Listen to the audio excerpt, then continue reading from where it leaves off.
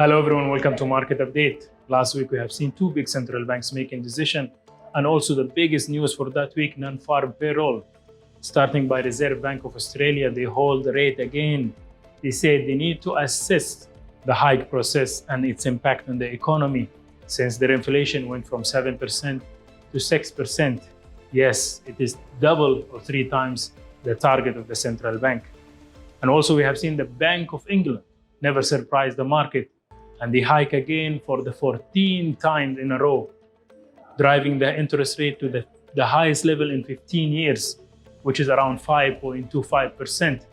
That's all because of their stubborn inflation. It's around 7.9%.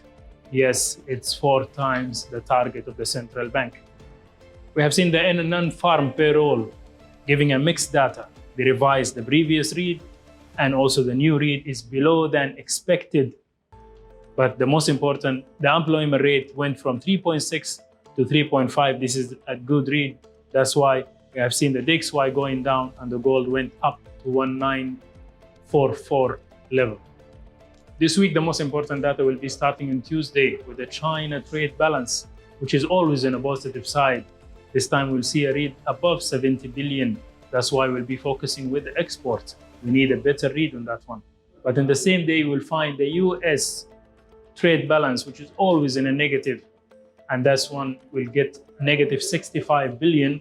That's why we'll focus with the imports. We need a lower read on that one. On Wednesday, we'll find China inflation, which is the last time we have seen the zero. Will we see this time a negative read for that inflation or not? On Thursday, the main data will be about US inflation also. They're expecting from 3% to go back up to 3.3%. Will we see that or not? But for my point of view, the core inflation is the most important, which might move from 4.8 to 4.7. And on Friday is a GBP, it's a pound day. All the data is about pound. GDP, good trade balance, industrial production and manufacturing production also. Back to commodities and stocks. On commodity side, we have seen the oil making 6-week gain, especially after Saudi announcing they'll voluntarily cut will be extended till end of September, followed by Russia extending their cut by 300,000 barrels. On the stock side, we have seen Dow Jones closing 1% down, S&P also down by 2%, and Nasdaq down by 3%. But the headline was taken by Apple and Amazon.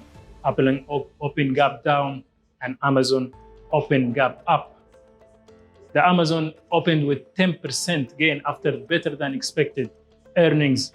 The thanks go to the cutting cost and the biggest layoff they had in the history, making the head count for the global down by 4%. In Apple side, we have seen that the worst day they have seen in 2023.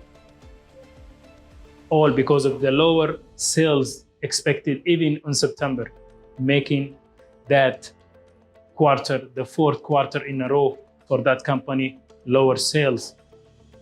We might see little bit correction in Apple since they're closing the week with 7% down. That's all for today. Stay tuned for more market updates, and don't forget to follow us on social media.